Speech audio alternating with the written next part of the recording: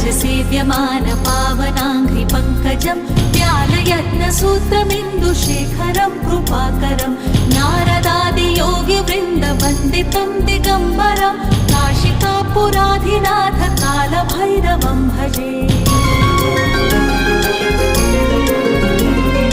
भानुकोटिभास्वरं भवाब्धितारकं परं नीलकण्ठमीप्सितार्थदायकं त्रिलोचनं कालमालमम्बुजाक्षमक्षशूलमक्षरं काशिकापुराधिनाथ कालभैरवं भजे।